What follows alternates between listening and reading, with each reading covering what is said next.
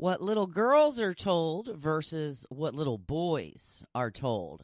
A Wawa drive-thru coming to Bucks County, and it's Cocktail Friday. Welcome to the Hopefulist, a daily talk show hosted by veteran broadcaster Wendy McClure. Join Wendy each day as she shares her life lessons that transformed her from perpetual pessimist to the ultimate hopefulist. The perfect morning show to get you caught up on the day's top stories while sharing insights that will lead to positive transformation and bring out the hopefulist in you. For more inspiration, visit Hopefulist.com. And now, here's your host and hopefulist, Wendy McClure. Well, hello there, and it is finally a Friday, July 31st, 2020, day 293 of Gotta Get on Ellen. I'm happy to report my podcast partner is back. She has decided to join me this morning. She's having a very good day. She's feeling very spry, very feisty. She's tried to get me to play a number of times already this morning. I told her I'm way too busy. Got work to do. I've got a podcast to put on. I've got a blog to write. So I gave her a little bit of a belly rub. So she is now at her spot under the table, helping me be a partner in this podcast. Happy Cocktail Friday, y'all. Yes, that's right. Finally, Friday. The weather is gonna suck. Not just today, but all next week. Yes.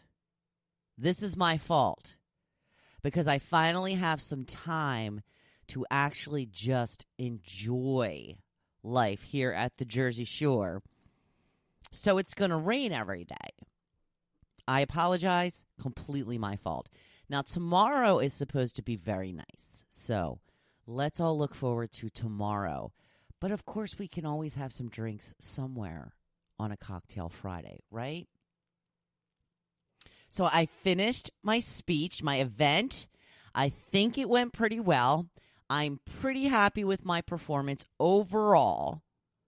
Now, I did rely on my notes a little more than I would have liked. I lost my spot a time or two. I may have skipped some information a little here and there because there's just a lot going on. You know, I knew my material. I really did. But there's so many thoughts going through your head during something like this. Not only are all those people staring back at you, which is very unnerving. It just is like, okay, they're staring at me. And then I'm trying to make eye contact with as many people as possible. And my body language and my movements. I tried to walk around and be enthusiastic and to embellish certain parts. And it's just a lot going through your head. But overall, I am pretty happy with how it turned out. I had a couple of people tell me that they related to a lot of the things that I said. So I think that is a great sign that it was a success. I've had a lot of very positive comments. And I kind of figure that if they really didn't like it, they just wouldn't say much. But some people have really gotten into telling me specifically what I did to help them. So I'm very happy. I'm very relieved that it's over now. I had talked about before, I felt a little bit like I was studying for finals back in college where, you know, you just keep putting it off and keep putting it off. And then I just crammed. Like the last 3 days, I just crammed everything. It's like I can't do the dishes. I can't do the laundry. I can't do anything. I have to just focus on this speech. So it's a little bit of a relief that it is behind me. Now I know that I can do it, and I will just get better as time goes on. The more that I do, the more comfortable I will feel in front of people, and I won't get that fear and freeze up and forget what I'm talking about. My cousin Jim had come to watch the event. And he's very sweet. He brought me a big bunch of flowers. I will post them at some point. They're beautiful. So thank you, Jim, for that. And we drove to the venue together. And then when we were leaving, we were in the car, and he's like, "Don't start picking apart the speech now. It was great. Just don't even start." I'm like, "Well, I could." He's like, "Just stop." I'm like, "Okay, all right. Oh, we'll just go with it. It was great for now." So I am very blessed. I am very happy that we had a good turnout. I think there was maybe 18 people. It was the biggest event they had at the foundation all summer long. So that's a little point of pride, right? There was also 6 people there that didn't know me. The rest of them, yes, I knew from book club or friends of mine or my cousin or my neighbor. But there were 6 people who just saw it in the brochure for the foundation and thought, "Oh, Pinot and Positivity, that sounds like a good night." And the one woman said, "I just liked the name, the Hopefulist." I was like, "Oh, I got to go see what the Hopefulist is all about." So I'm very happy that I came up with that name, and I discussed all of the reasons why I did come up with that name in the speech. And I will be sharing snippets. My cousin was the snippet cameraman for me, so he took little bites here and there on film. I have the whole thing on film. I cannot figure out how to view it as of yet. It's telling me that it's loading. I don't know. We'll figure it out, I'm sure. It's not that big of a deal, but it's nice to have a little break. I thank you for allowing me the day off yesterday. I slept until 6:30. Oh my gosh, I haven't slept until 6:30, and I don't know how long, especially during the week. So it was nice to just kind of get up and relax and not have to worry about writing a blog and getting the podcast on. And I love to do it. You know I love to do it. That's why I'm back at it today. But it was nice to just have a little day to myself. Got up early. Well, I didn't get up early, you know that, but I fairly early for most people, and getting the day started after I had a little bit of coffee and went through Facebook and Instagram and all of that kind of stuff. I put my summer uniform on of my bathing suit and ran outside about 9 o'clock, getting out there early, and it's a good thing I did. I went out there with my book, and I was catching up on some reading, and about 2 or 3 hours in, laying out on dock, on my lounge chair, loving life, hot, super hot. Definitely was going to be going into the water on my float at some point. And all of a sudden, there's drops on my book. Like, how'd the book get wet? Did I move my head too fast and sweat came off? And then another drop. And then another drop. I'm like, holy crap, it's raining. So I come inside and I look at my weather app, and it says 0% chance of precipitation. Okay. They're obviously wrong. The next hour, 0% of precipitation. Okay, complete downpour. Thunder, lightning, like major storm. I was sitting out on the porch, and Tucker was in her spot on the ottoman, and she's typically not very afraid of storms and fireworks and loud noises. Maybe it's changing a little bit now that she's older. I think it mostly had to do with the fact that we were outside on the porch, so there was a very loud clap of thunder, and she just jumped off that ottoman onto the floor and just looked at me like, "What the hell was that?" And I started to kind of, coddle her a little bit, and then I stopped, and I was like, no, this is just going to encourage the behavior. So I was like, come on, you've heard worse than this. What's the big deal? Well, come on. So I put her inside. She shouldn't have spent much time outside yesterday. Very hot, very humid. And I was a little disappointed that I did not get my chance to float. But tomorrow's supposed to be a beauty. So there we go. I'm a little all over the place today. Did I talk about the Wawa? Wawa coming to Bucks County, Falls Township, Trenton Avenue, they're saying. By the end of the year, it's going to be the very first standalone drive-thru for Wawa. like I mentioned, they're supposed to have a specific menu just for the drive-thru. So I'm not sure how it's going to work, but for those of you in Bucks County, a lot of my friends and family still live in that area. You'll be able to report back to me and let me know how it goes. It's supposed to be open by the end of the year. That's not that long. That's pretty good. I like it. Pretty exciting. They have a whole new look, too. They were showing a little rendering of it on the news this morning. So, you know, things are changing. COVID has changed everything. So today's topic, I wanted to talk about the weekend. It's the freaking weekend. What do you look forward to most on the weekends? What do I look forward to most? I look forward to having bagels for breakfast. I don't always wait until Friday for a bagel for breakfast, but I say it's okay on Friday. Jim says not having to be in front of a computer working. Jody says sleeping in. Karen says watching church with my pal Jim. Cheryl says time with my hubby and getting out on the boat. Boat. Love boats. Gigi says pizza Fridays and movie marathons all weekend. And, of course, a lot of snacks. My parents used to get pizza every Friday. We kind of picked up the, and I'm sure we're not the only ones, but we've kind of picked up that habit as well, is having some pizza on Fridays.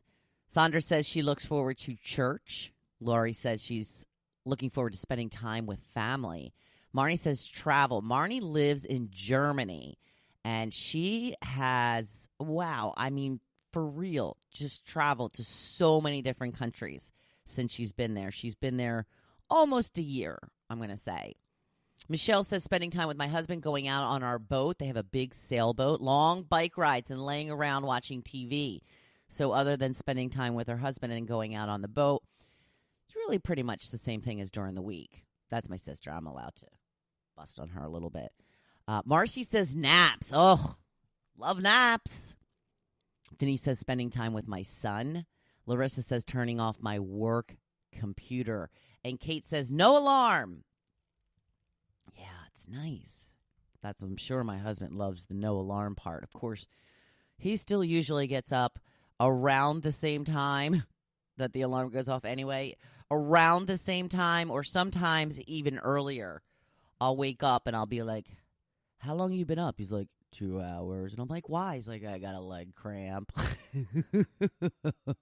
And he's going to be saying right now, I don't sound like that. Oh, my goodness. On to today's blog post. We're going to be talking about women versus men. Yes, we're finishing up our discussion about toxicity. And I thought I would address something that we don't talk about very often. And that is the way girls are brought up compared to the way boys are brought up. Especially if you are part of the boomer or Generation X. It is starting to change now, and I applaud this. But for those of us who were raised in the old school, what about us? What the hell am I talking about? Well, I'm talking about what little boys are told growing up versus what little girls are told. Many of us grew up in a time when little boys were told completely different things than their girl counterparts. Boys were typically told they were strong, brave, powerful, while girls are told to be sweet, to be nice, to look pretty. Do you see the difference there? The first thing that jumps out at me is that boys are told what they are, things that they are inherently born with, while girls are told characteristics about the way they should behave. I think this explains a lot. I was discussing in my speech about how we all feel so cheesy and corny doing affirmations. We can't seem to look at ourselves in the mirror and say how lovable, capable, powerful we are. We don't seem to have any trouble bashing ourselves, though. We often call ourselves names like an idiot, lazy, fat, frumpy, slacker, etc. You get the point. And we usually say these things in front of others as well. We do, we have like a moment a little bit, do something a little not so smart, and we're like, ugh, what an idiot. Yeah, don't do that. You know that's the number one rule of the Hopefulist is to not call yourself bad names. But yet we can't bring ourselves to toot our own horn because we were raised to believe that good girls don't do that. Think about it. We tend to downplay our successes. Maybe you don't, and I applaud you if that is the case. But as a whole, we tend to say that we are lucky or come up with a reason why it really wasn't because of us that we had success. For example, when I stopped into the venue where my speech was taking place on Monday to check the amount of people registered, I was told, you're getting a good response. A lot of people signing up. I said to the woman, well, I've been begging people to come. That is absolutely not true. I didn't beg one person to come. In fact, I don't think I even asked anyone to come other than a friend or two. Everyone else decided to come on their own to either hear what I had to say or, in some cases, just to support me. Why did I feel the need to downplay the fact that people were interested in my event? I think it's just habit at this point. It's what I'm used to doing. Been doing it my whole life.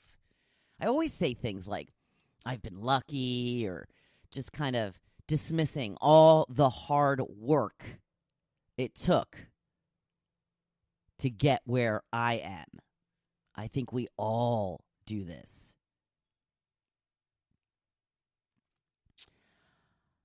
Especially when it comes to my career or where I live or the way that I live. And a part of the reason I think is because little girls are taught not to brag. Nice girls don't do that.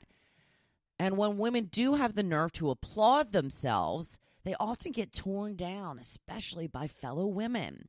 I talked about this a few weeks ago, and part of the reason is it's uncomfortable for us to do this. So we are resentful when we see others do it. I mean, how dare they sing their own praises? That is not what nice girls do. We have been encouraged to downplay our accomplishments our whole lives, so it seems boastful and conceited when we see others touting their achievements. But here's my question.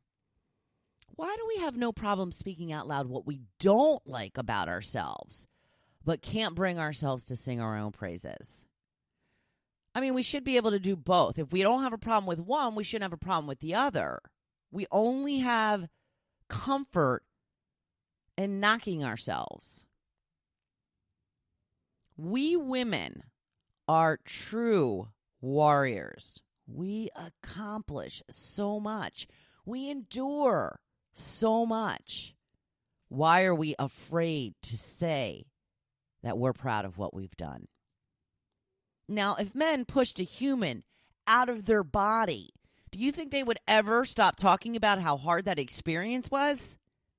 But we're supposed to just go with it because, that's what women do. Women have babies. I do believe this is starting to change. I think little girls are being brought up with different words now, and thank goodness. It is about freaking time.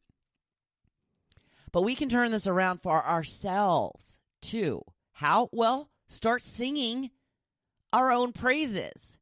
We can take ownership of our accomplishments and where we are in this world. I think we need to celebrate ourselves, and we need to stop saying we are lucky. We need to tell people how hard we work to get what we have. It's actually a disservice to others to act like you were just lucky.